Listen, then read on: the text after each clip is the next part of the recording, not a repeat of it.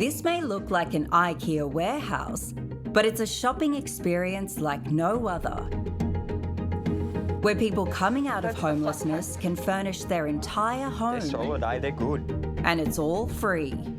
You might want to have 2 sofas and a couple of chairs, or you might like to have just one big sofa. And Yeah, that's good. Blew my mind, yeah. I was thinking we're probably going to go into the back of like an old dusty Vinnie's. We never say someone's trash is someone's treasure. We want people to have really beautiful things. We'll take these, yeah. so this is the shopping. This is ReLove, a social enterprise furnishing 25 homes a week for people coming out of crisis. It's actually so comfortable. They may be young adults leaving the care system, former prisoners, It was actually quite a lot like jail, you know, just nothing, bare, empty.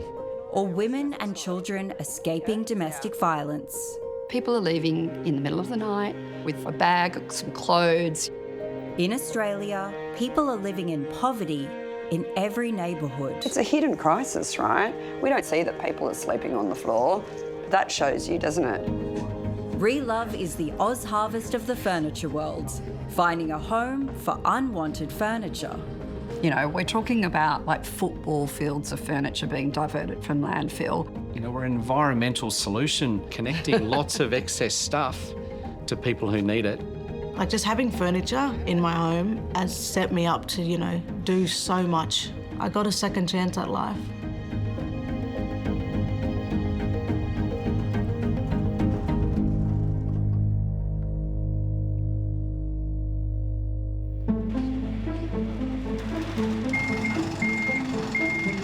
In this unassuming warehouse in Sydney's Alexandria, something extraordinary is happening. Every day, tables, mattresses, couches, bed frames and more are donated from across Australia to ReLove. Brand new Dunas. That's what we needed.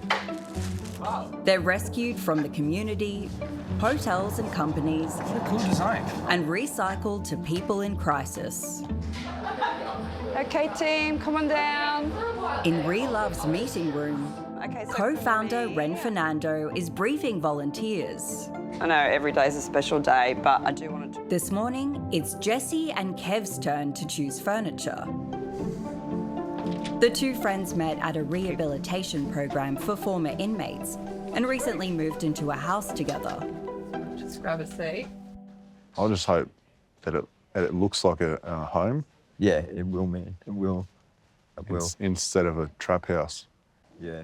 After spending a decade in and out of prison, shopping for homewares is definitely a novel experience. I'm going to be leading you through your shopping appointment. And have you seen your new home? Yeah. Yeah. Yeah. We live in it already. Okay. Yes. So you've got some furniture there already? Yeah. Very Just minimal. a little bit. Yeah. Yeah. Jessie and Kev moved into this house in southwest Sydney 2 weeks ago. But they've got a key to the house and not much else.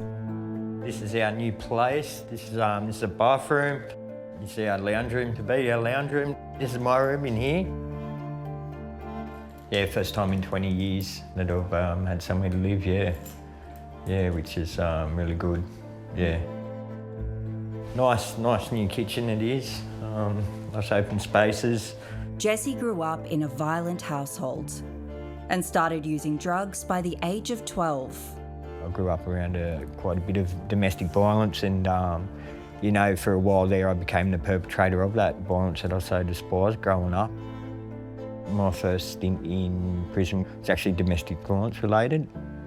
Yeah, and then I kind of couldn't escape the grips of the justice system, you know. It varied from breaking and enter to serious assaults to just missing court and being on the run, you know. And then once that happened, you know, it kind of snowballed from there. My crimes would get more serious and more aggravated, yeah.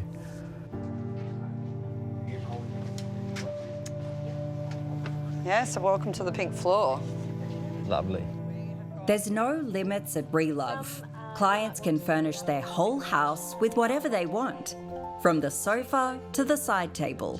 When you walk in your part, like on that wall there, Yeah. just so we can put our keys in that there. Okay. You know what I mean? Well, that's Yeah. little, and then Yeah. we can maybe get like a big bowl or something when we Yeah. get into the homeware section, so you can throw stuff in. Stuff in it, yeah. Yeah, Huh? that's good. Oh, is that too big a bowl? Something like a... Yeah, Right. that's a big bowl. That's a big bowl. Yeah. How many keys do you think you're going to have? If he has that many sets of keys, he's probably going back to jail. He's probably right, yeah. Yeah. All the keys for the cars in the neighbourhood. Oh, no. Tell me, can you fit at that table? That's what is important if Jessie can reach the table. If I can... Yeah, this is a good size. I've got 4 kids, 3 of which are in my mother's custody. You know, my mum cares for them, which because I've been unable to, you know, due to my drug addiction and lifestyle choices, you know, and yeah, that's wicked. Definitely better my situation, you know, like I'll be able to have them come down and stay with me, and yeah, that's great. I don't think there's going to be more than 6 people in this house. At once. Yeah. Yeah. We don't party anymore, so... All the bits and pieces all add up, you know, like the furniture and somewhere to live for starters, you know, it's great. Yeah, it'd be good to have the kids down here though. Yeah, it'd be unreal. Good for them to see, you know, that I'm doing all right and I've got something. And what about the little plants? Seriously, would you like to take a little plant? I'd love a little plant. I'm really trying to get rid of these. So many people, when they walk through our door, they've had so much choice taken away from them.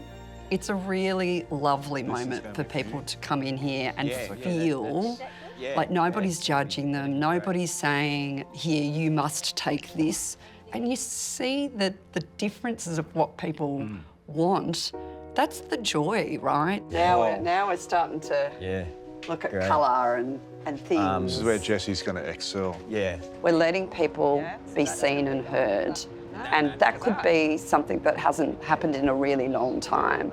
Okay, what are we doing for you? I don't know. I'm not a decider. Okay, well, Can you pick me 3 pillows, Jessie? You like a new posh kind of thing, like New posh. Yeah, he's like Neutral? new posh, like Neutral? that. But neutral, yeah. Yeah, A they're little good. pop of colour. Yeah. Okay. You What do reckon? you reckon? They're great. Yeah. Promised you'd have a good time. Yeah. Jesse, look how much fun he's having. Thriving. Absolutely thriving. I like this.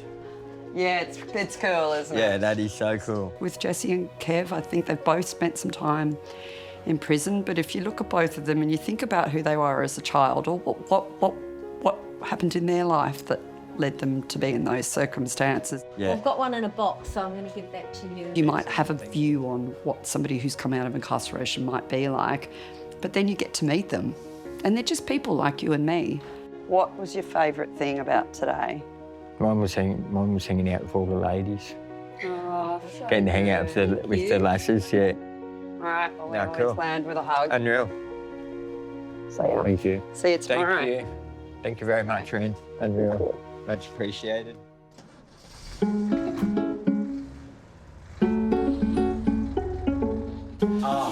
The ReLove story began 5 years ago. Thanks again, guys. The brainchild of Ben Stammer We got up to 24 moves this week. and Fernando. I'm coming with you. They often refer to it as an accidental charity. My original background was being an architect and an artist. But really, before I started doing this, I was at home with my kids. I was being a mum. So I'm a reformed investment banker. Some would say I had 26 years in banking, and that's a very different way of thinking. It's a structured environment. It's very, very focused on making money. There are some skills that I've brought to this. It's also working with an amazing co-founder. I could not do this without Ren. ReLove sprung from an exercise group Ren and Ben started, called Run for Good. It had actually led us to go and visit one of the women's refuges, and we were both quite profoundly affected, right? And we walked away and we thought, gosh, like, we knew the refuge was full, and we started to ask the questions like, you know, what's going on here? Like, presuming that the answer would be that it was housing that was the problem. But finding a home for women and children was only part of the solution. Here we are during COVID, and we refer to it as the Great COVID Spring Clean, right? And I live in the eastern suburbs, and Ben's in the North Shore, and it's like high quality loot, right? Just keep the donations coming in because... We just thought, well, let's connect the dots. What about we set out to help 5 women, and we just borrowed a bit of warehouse space, called on our friends and family, and said, you know, can you bring in some stuff? So thanks, guys. And there turned out to be an even better source of unwanted furniture. We see the stuff that's out on the sidewalk, but it doesn't even touch the scale of the amount of furniture that is coming out of the property industry and is coming out of hotels, property stylists. Here you've got like this incredible amount of furniture that's heading to landfill, and then you've got people who just need furniture to start again. That was the little moment when we realised we could be working at a much greater scale than we initially thought. So 4 years later, in total, we've done over 3,500 homes in that time, and just connecting lots of excess stuff to people who need it. Every day, there's a procession of trucks rolling into the warehouse with furniture donations. So we are receiving stuff at scale. It's around about $550 a tonne for a corporate to send stuff to landfill. Office furniture is typically one use, and 95% of office furniture goes into landfill. Landfill is full in 2030, you know, like 5 years. That's this generation's problem. You know, we're an environmental solution to find a way to save stuff from landfill, but also give it a really important second life. Yeah, that's nice.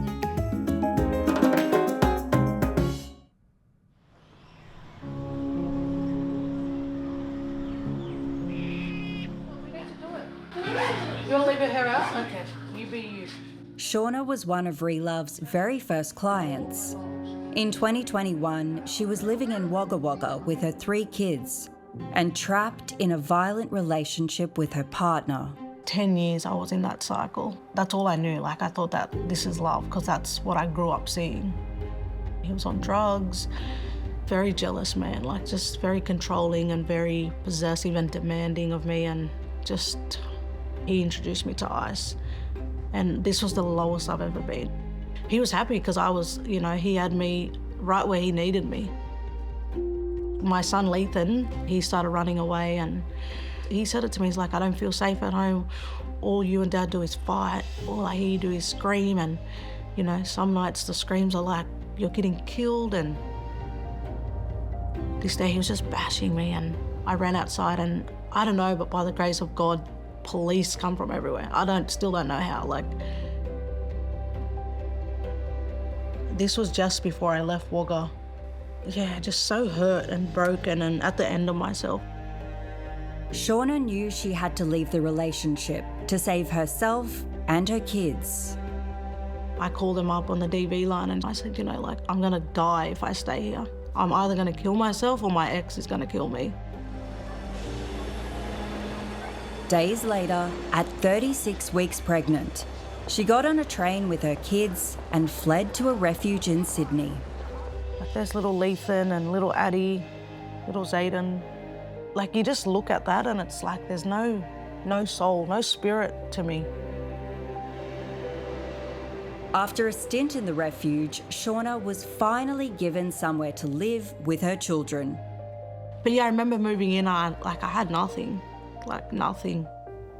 And without a furnished home, Shauna was at risk of having her children taken from her. For a mother to be separated from her children purely on the basis that her home is not fit for her child to live in. I cannot count how many times we've heard this story. That's when Shauna's caseworker told her about ReLove.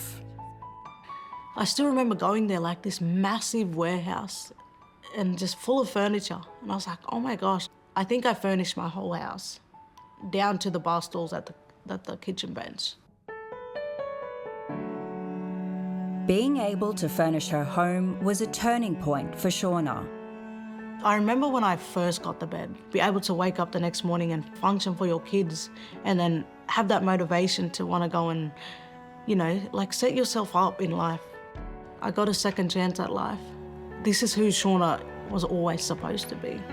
I can't believe it's me, you know, like 2 different people. These days, Shauna and her kids are happy and healthy. And for her son, Lethem, having a safe home has been transformative. He's gone from child runaway to winning a scholarship at a private school in Sydney. My mum, she got us out of there and she gave us a better life. I'm not scared anymore and I can walk around the house feeling happy and, yeah.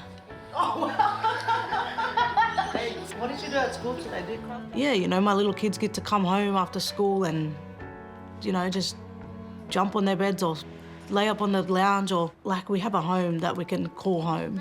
You know, it feels safe and secure. So much has changed. Yeah.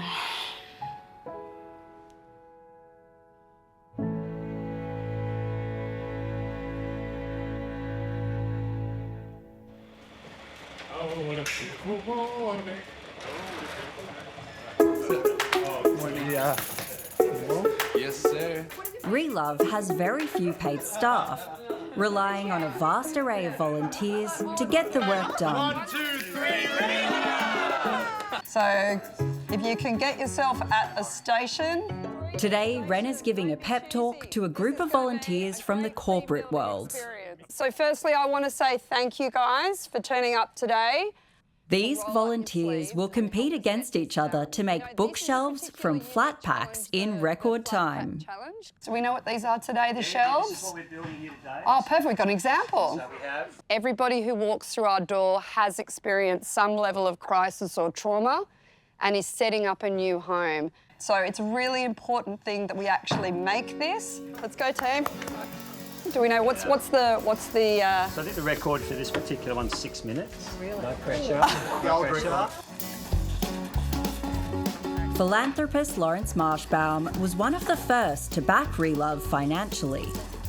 Today, Lawrence and his team have swapped the office for the warehouse floor. This is a group of people coming from a very different background to what you would expect, having the core skills to do flat packing. These are people that are normally building financial models or pitching funds to investors.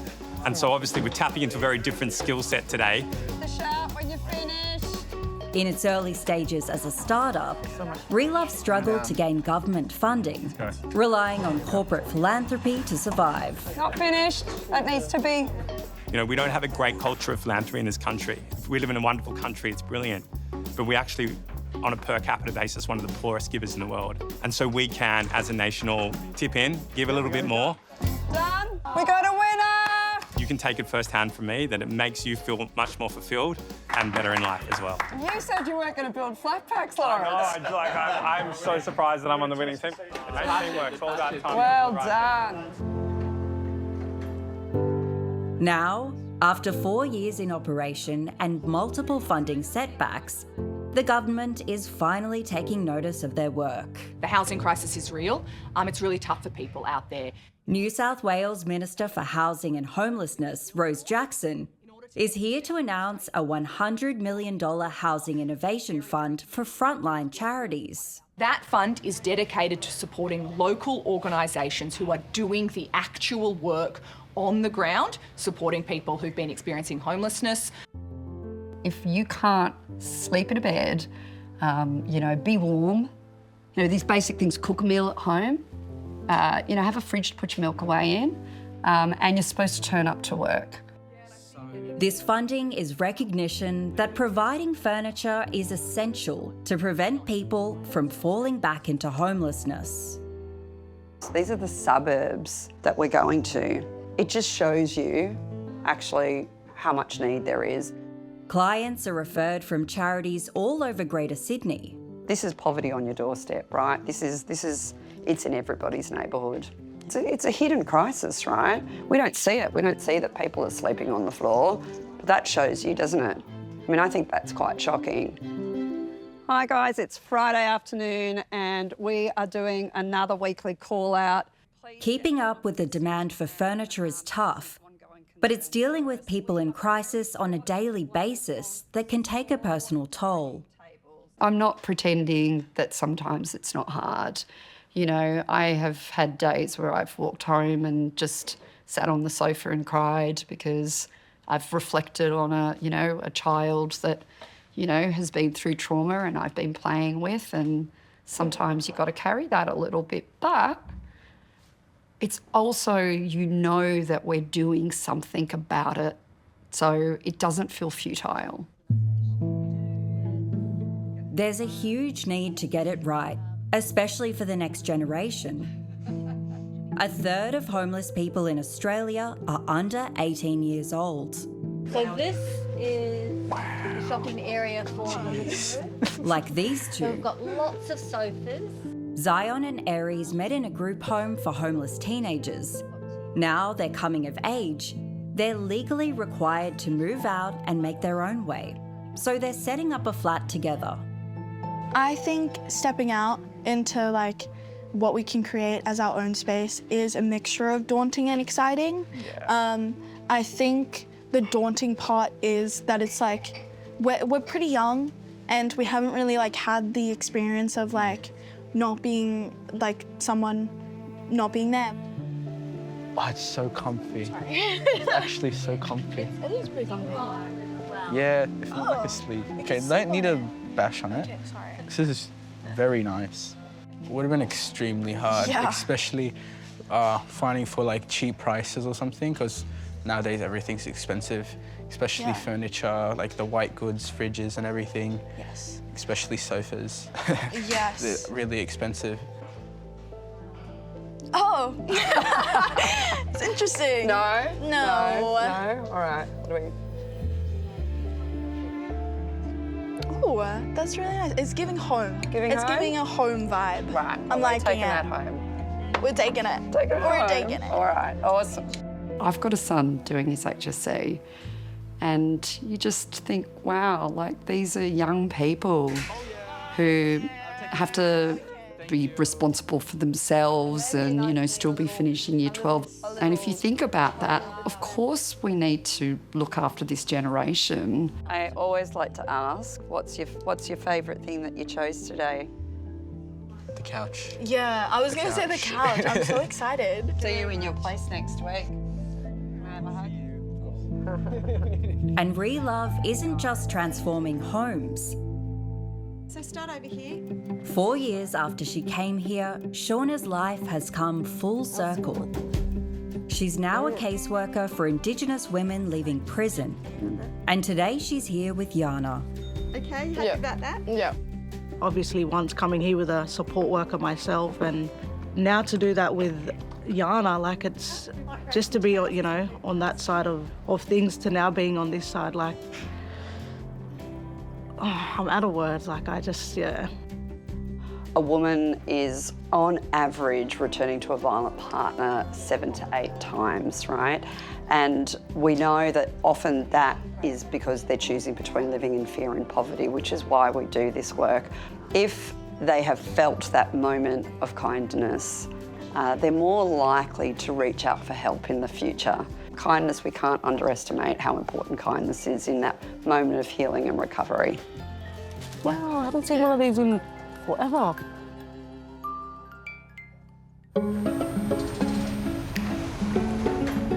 With 5 trucks going out every day, ReLove's Removalists have nailed the pick and pack routine. Life is good, know what I mean? Along with the volunteers, they're the heart and soul of this place. Igor, let's go. Let's do it. Igor and Pele have loaded Jessie and Kev's furniture into the truck. See you soon, bro. And now they're on their way to deliver it. Big day today. Let's go. Woo! Blues. Great. See, this is what happens at ReLove, so we get home. Oh, yeah. Good. Hello.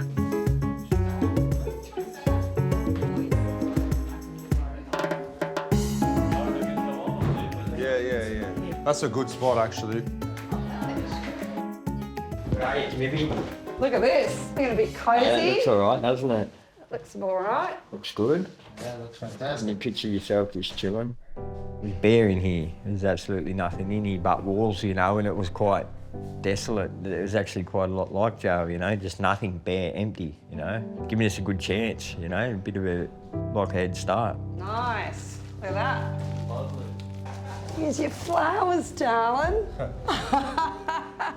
So many different types of people walk through our door, and there's always an incredible story, you know, behind like how people come through our door. And I always say, like, you know, we talk about people being vulnerable, but I talk about the unbelievable resilience that people have, because they're always teaching us. That's wicked.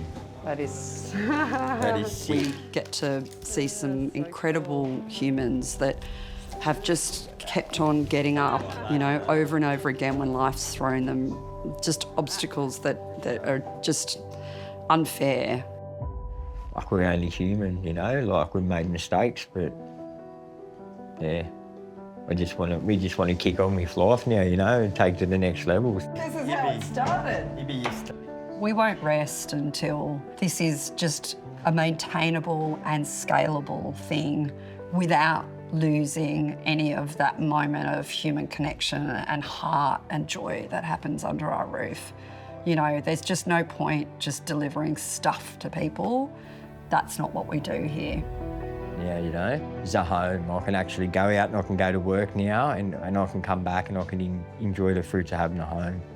Yeah, it's wicked. Thank you. Boys, thanks so much for you, you know, like, wish you all the best. No, I appreciate it so much. You've helped change this whole place. It's a home now, you know, it's great, yeah. That's good. That's good to hear. We have definitely been reloved. Oh, that's so good to hear.